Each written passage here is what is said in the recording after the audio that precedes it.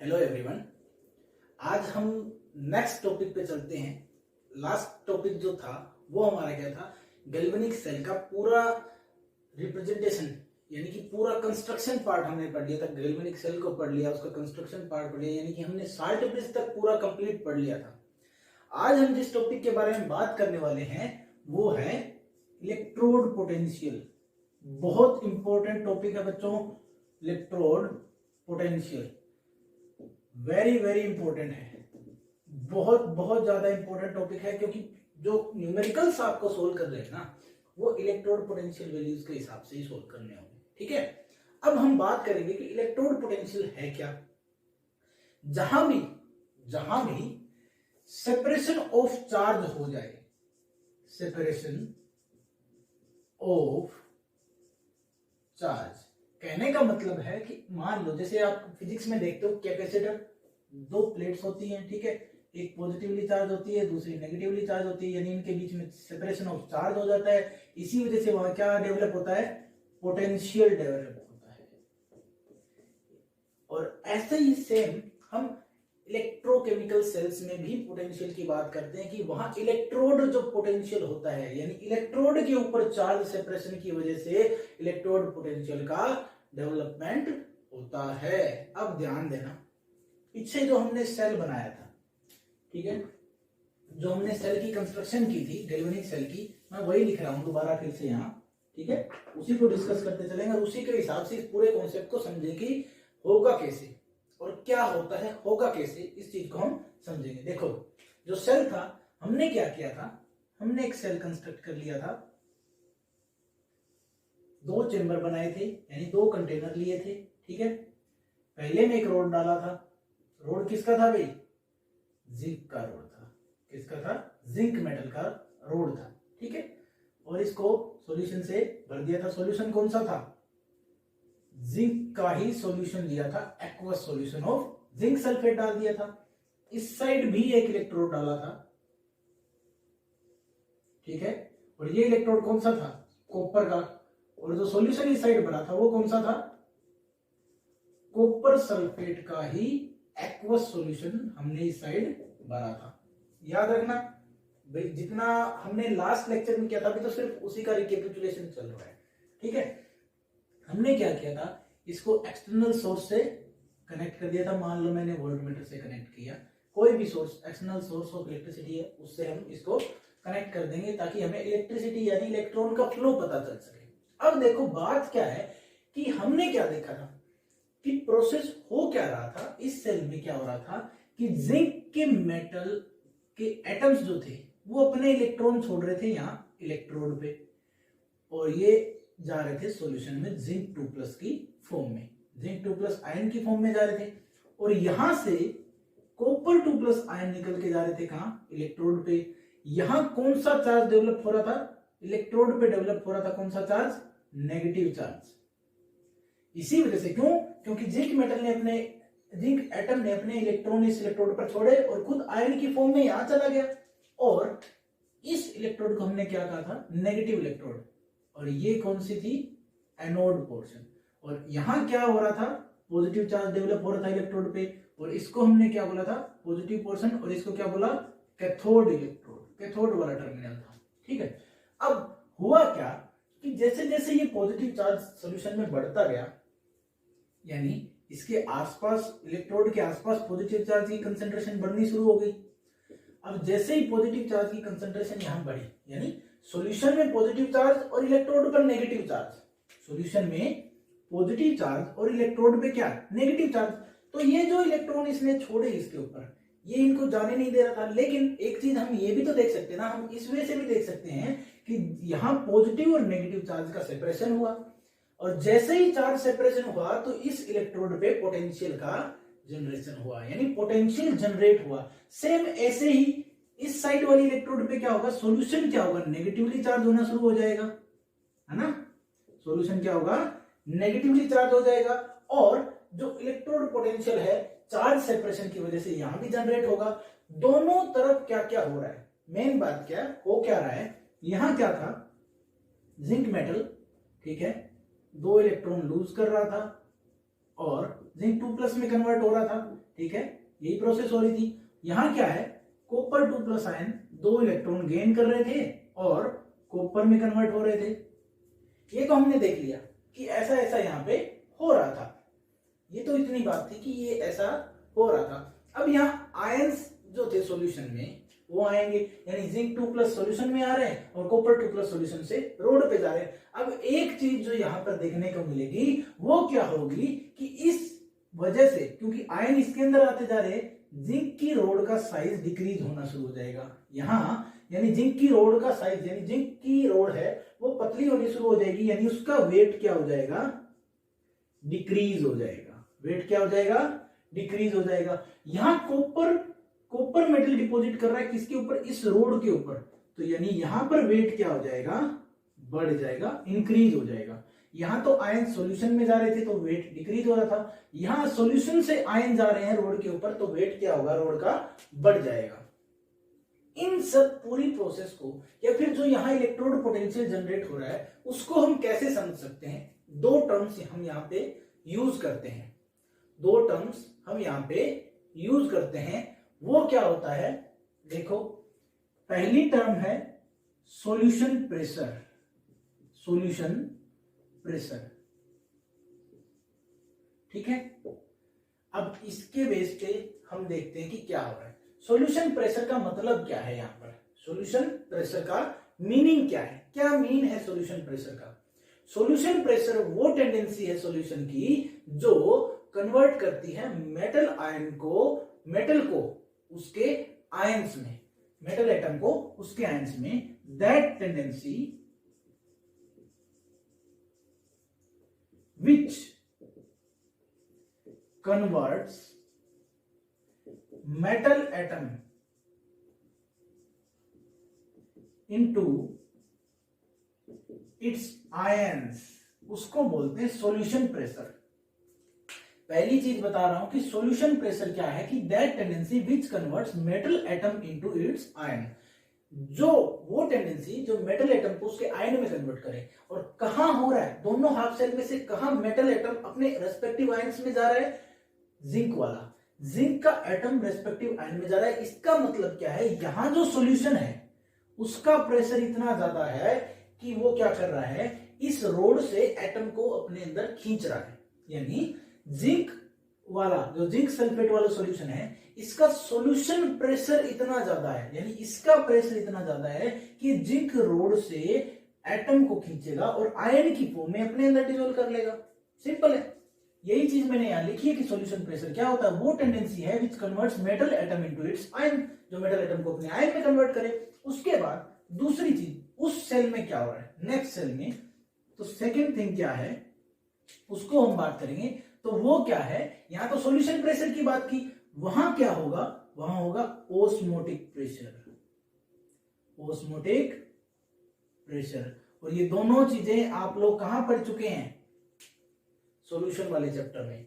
Solution वाले chapter के videos अगर आपने देखे हैं तो उसमें आप पढ़ चुके हैं कि ओस्मोटिक प्रेशर क्या होता है, ठीक है। ओस्मोटिक प्रेशर का मतलब क्या है, ओस्मोसिस का जस्ट रिवर्स होता है ओस्मोटिक प्रेशर, ओस्मोसिस का जस्ट रिवर्स क्या होता है, ओस्मोटिक प्रेशर। अब इसका यहां मीनिंग क्या है, यहां हम क्या मीनिंग ले रहे हैं, यहां हम मीनिंग ले रहे हैं, ये क्या है, ये है टेंडेंसी, साथ साथ लिख लिया ना भाई मेरे, ये क्या है, ये ऑस्मोटिक प्रेशर क्या है, tendency to convert metal ions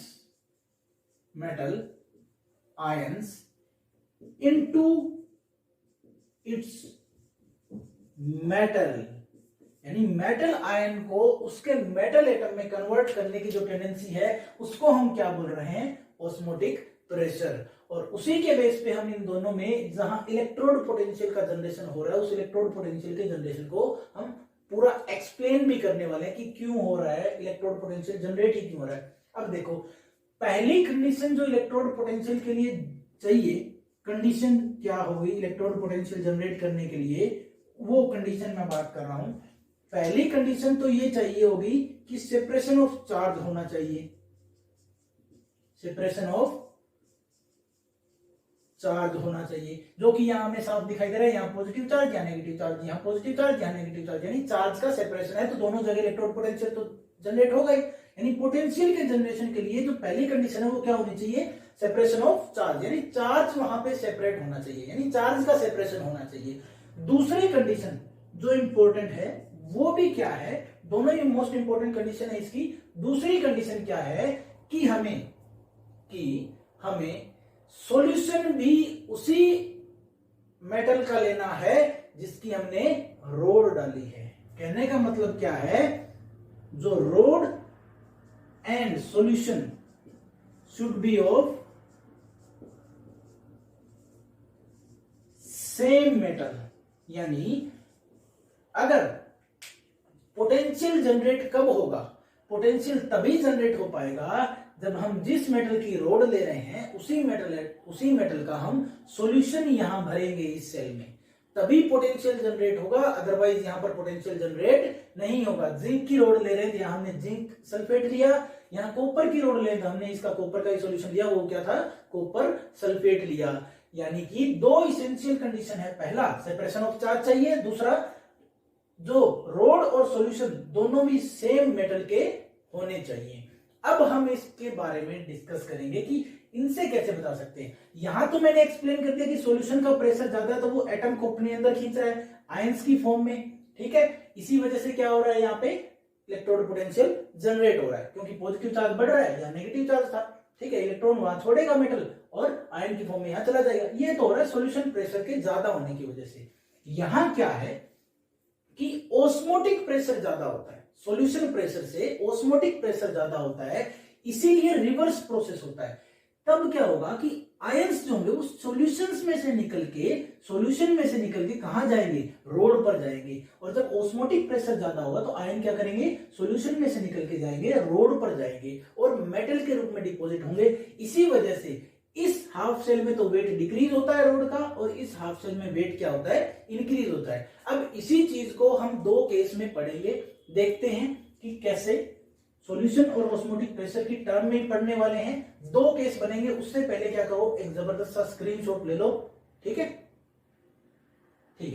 अब चलते हैं नेक्स्ट पे कि हो क्या रहा है, कहां क्या हो रहा है, दोनों केस क्या क्या हैं, हमारे पास क्या क्या केस हैं वो डिस्कस कर लेते हैं, ठीक है।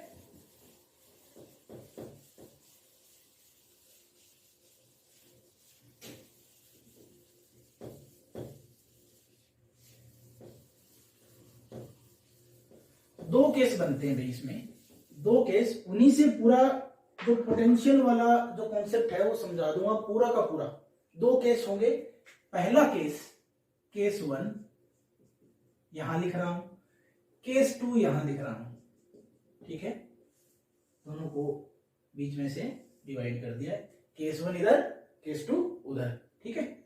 केस 1 में क्या होगा और केस 2 में क्या होगा देखते हैं, अभी क्या होगा देखते हैं। पहले चीज में क्या होगा, केस 1 में हमने मान लिया कि when solution pressure is greater than osmotic pressure, OP लिख रहा हूं, इसका मतलब ऑस्मोटिक प्रेशर है, मैं यहां लिख देता हूं, OP is equal to osmotic pressure, ठीक है। यहां मैंने लिख दिया भाई, ओपी जब लिख रहा हूं तो इसका मतलब ऑस्मोटिक प्रेशर, सॉल्यूशन पी लिख रहा हूं तो इसका मतलब सॉल्यूशन प्रेशर। पहली कंडीशन क्या है, पहला केस क्या है कि जब सॉल्यूशन प्रेशर ज्यादा हो ऑस्मोटिक प्रेशर से, तो हमने जो सेल ड्रा किए थे अभी पीछे उनमें आपने देखा होगा कि जब सॉल्यूशन प्रेशर ज्यादा हो तो क्या हो रहा था, मेटल क्या हो रहा था, अपने इलेक्ट्रॉन को लूज कर रहा था और आयंस की फॉर्म में कन्वर्ट हो रहा था। यानी वहां क्या हो रहा था, मान लो मेरा मेटल था M, उसने क्या किया, इलेक्ट्रॉन लूज किए, कितने, M प्लस N की फॉर्म में गया और प्लस N इलेक्ट्रॉन उसने लूज कर दिए, M प्लस N की फॉर्म में गया और N इलेक्ट्रॉन उसने लूज कर दिए। जनरल एग्जांपल ले रहा हूं, ये रिएक्शन हमेशा इक्विलिब्रियम में रहती है भाई। ऐसा क्यों आया इक्विलिब्रियम का साइन, अभी तक तो हमने पीछे जितने भी रिएक्शन पढ़ी थी इक्विलिब्रियम में नहीं रखा था इनको ना, मेटल से डायरेक्ट हम इलेक्ट्रॉन बना रहे थे, है ना, इलेक्ट्रॉन बाहर निकाल रहे थे। इसको इक्विलिब्रियम में क्यों रखा, क्योंकि कुछ देर बाद हम क्या करते हैं, जैसे ही हम साल्ट ब्रिज उसके अंदर लगाते हैं, यानी साल्ट ब्रिज डिप्लॉय जैसे ही करते हैं हमारे सेल में, तो क्या होता है, जो इलेक्ट्रोन्यूट्रलिटी है सॉल्यूशन की वो मेंटेन हो जाती है, और जैसे इलेक्ट्रोन्यूट्रलिटी मेंटेन होती है तो ये इक्विलिब्रियम का साइन आ जाता है। यानी एक टाइम ऐसा आएगा कि बहुत सारे पॉजिटिव चार्ज आ जाएंगे, यानी हमने जो कंटेनर बनाया था, मान लो ये वाला कंटेनर था, इसमें ये रोड थी, ये जिंक की रोड थी, यहां से क्या आ रहे थे, पॉजिटिव चार्ज आ रहे थे, तो अब ये पॉजिटिव चार्ज की एक्सेस हो जाएगी, एक्सेस ऑफ पॉजिटिव चार्ज। एक टाइम ऐसा आएगा कि ये एक्सेस में हो जाएंगे पॉजिटिव चार्ज सॉल्यूशन में, तब ये क्या करेंगे, तब जो आने वाला पॉजिटिव चार्ज होगा, यानी आने वाले जो पॉजिटिव आयन होंगे जिंक के, ये उनको रिपेल करना शुरू कर देंगे। यानी कि जब एक्सेस हो गया तो ये क्या करेंगे, रिपेल करना शुरू कर देंगे, यानी फर्दर पॉसिबिलिटी खत्म हो जाएगी पॉजिटिव आयन की सॉल्यूशन में आने की। लेकिन जैसे ही फिर हम वो डालेंगे साल्ट ब्रिज, तो ये इनको न्यूट्रलाइज कर देंगे, फिर से पॉजिटिव चार्ज चलना शुरू हो जाएगा। इसी वजह से एक्सेस में होने की वजह से पॉजिटिव चार्ज के क्या हो गया, यहाँ पे क्या हो जाता है, फ्लो ऑफ इलेक्ट्रॉन बंद हो जाता है, यानी इलेक्ट्रोड पोटेंशियल जनरेट होना बंद हो जाता है। इसी वजह से एक ऐसी कंडीशन आती है कि जहां ये इक्विलिब्रियम में पहुंच जाते हैं, यानी पॉजिटिव चार्ज एक्सेस में होना शुरू हो जाता है, ये रिएक्शन स्टॉप होने लगती है, यानी उल्टा हो जाता है बस। इसी वजह से हमने यहाँ पर इक्विलिब्रियम का साइन डाला है, ठीक है। अब देखो, ये तो था पहला ऑब्जर्वेशन, इसका मतलब क्या हुआ, ये कौन से टाइप की रिएक्शन है, ऑक्सीडेशन, यानी यहां इलेक्ट्रॉन का क्या हुआ है, इलेक्ट्रॉन लॉस हुए हैं, इलेक्ट्रॉन का क्या हुआ है, लॉस हुआ है, यानी एम अपने कुछ इलेक्ट्रॉन दे रहा है और आयन की फॉर्म में कन्वर्ट हो रहा है, ठीक है। पहला क्या हुआ, इलेक्ट्रॉन लॉस, ये पहला पॉइंट था कि यहां पे क्या हो रहा है, ऑक्सीडेशन और इलेक्ट्रॉन लॉस।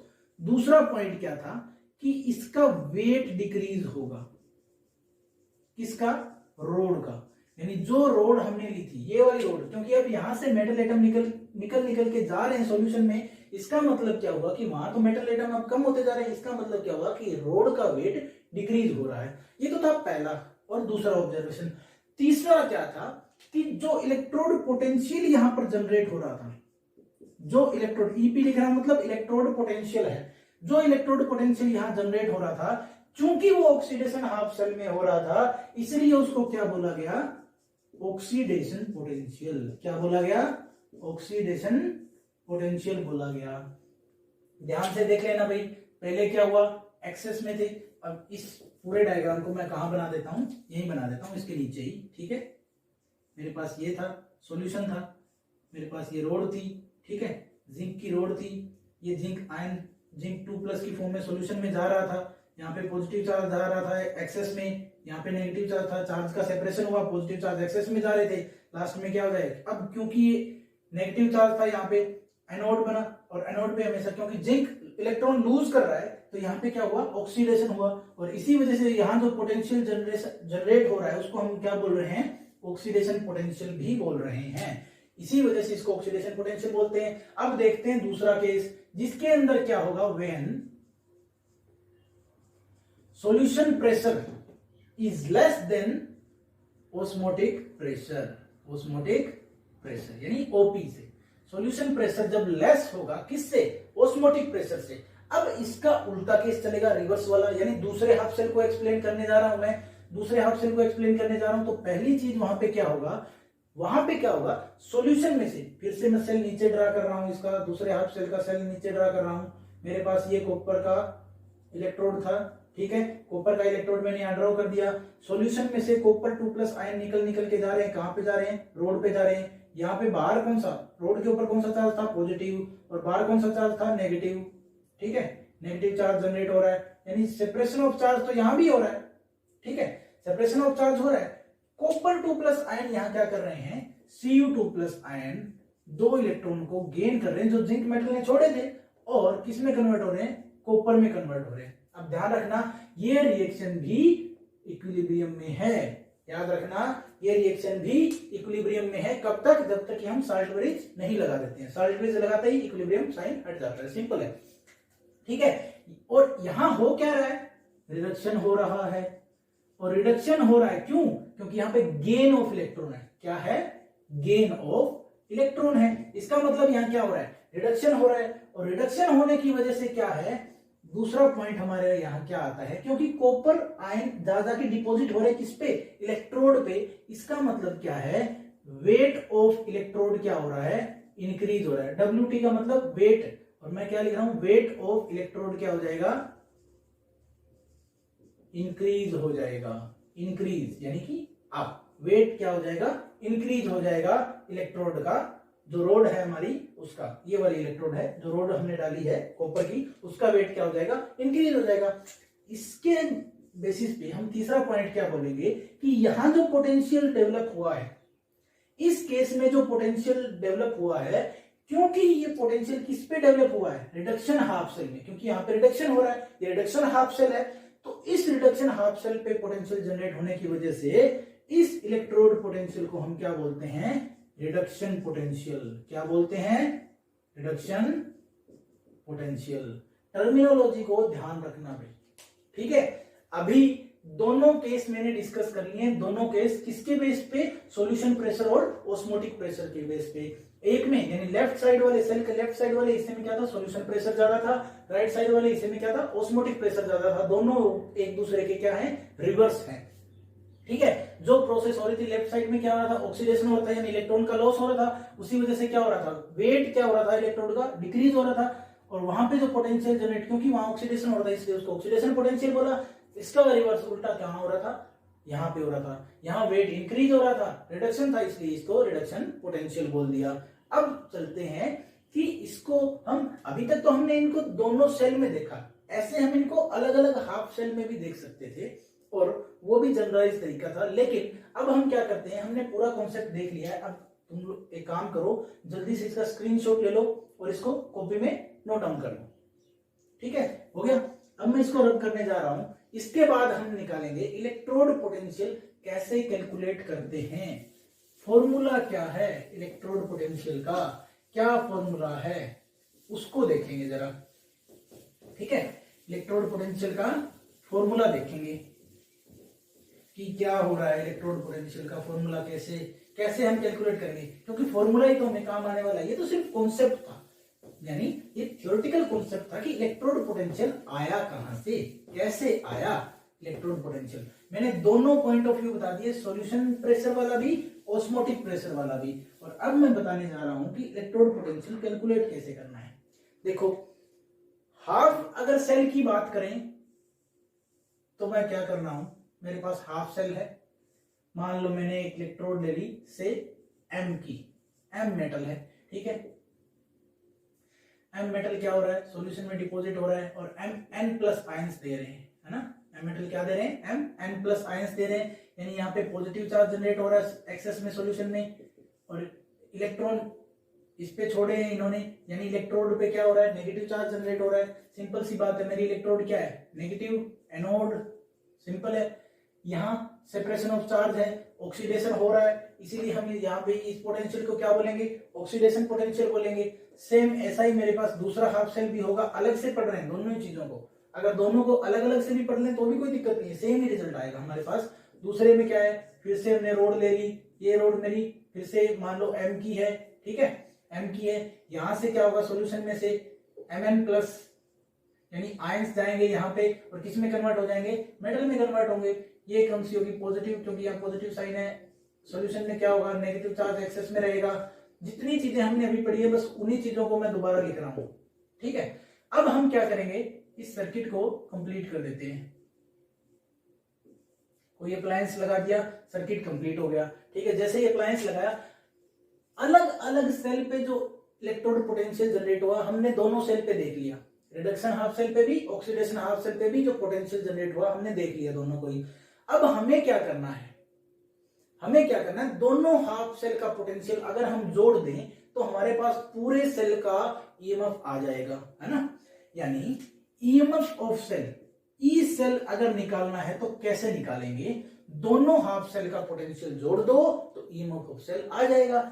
यानी ई ऑफ किसका, ऑक्सीडेशन पोटेंशियल, ओपी का मतलब ऑक्सीडेशन पोटेंशियल है भाई, ई ऑफ ऑक्सीडेशन पोटेंशियल प्लस में ई ऑफ रिडक्शन पोटेंशियल। यानी ये है हमारा पहला फॉर्मूला, बेसिक, बिल्कुल ही बेसिक फॉर्मूला। इसी से हम वो फॉर्मूला भी निकालेंगे जो एनसीईआरटी में लिखा होता है, ठीक है। अभी इसको समझो कि टोटल पोटेंशियल कैसे निकालते हैं, यानी EMF of the cell, total EMF of the cell कैसे निकालेंगे। तो इस हाफ सेल का और इस हाफ सेल का अलग अलग पोटेंशियल होगा, उसको जोड़ देंगे। एक्चुअल में हमें बुक में हमेशा हाफ सेल के पोटेंशियल ही मिलते हैं, यानी रिडक्शन हाफ सेल या ऑक्सीडेशन हाफ सेल के पोटेंशियल मिलते हैं, और उन्हीं को हम ऐड करके पूरे सेल का पोटेंशियल निकालते हैं या फिर ईएमएफ निकालते हैं पूरे सेल की।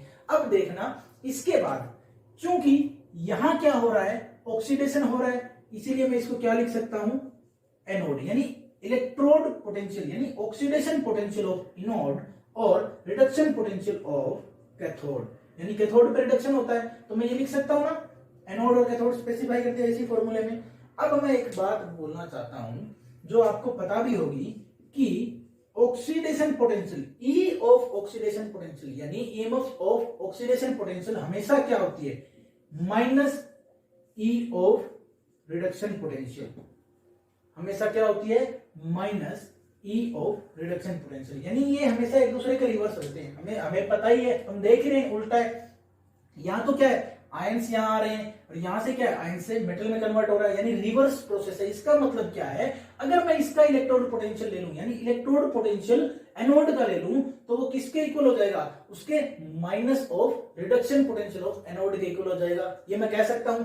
तो इससे क्या फॉर्मूला निकलेगा कि E electrode oxidation potential, E of oxidation potential of anode is equal to minus में minus E reduction potential of anode, क्या हो जाएगा, minus of reduction potential of anode. इससे क्या फॉर्मूला निकलेगा, ये, और ये हमारा क्या है, यहां पे अब सेकंड फॉर्मूला है, इसको हम यूज करने वाले एक्चुअली में।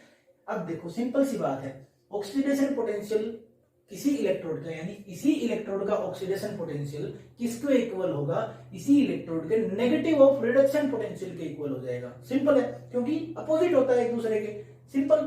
तो इसी चीज को मैं किस में पुट कर रहा हूं, यानी पुट, अब मैं पुट कर रहा हूं 2 in 1, दूसरी इक्वेशन को पहली इक्वेशन में पुट कर रहा हूं, तो मेरा ई सेल क्या आ जाएगा, अब ई ऑक्सीडेशन पोटेंशियल ऑफ एनोड किसके इक्वल है, minus E reduction potential of anode के इक्वल है।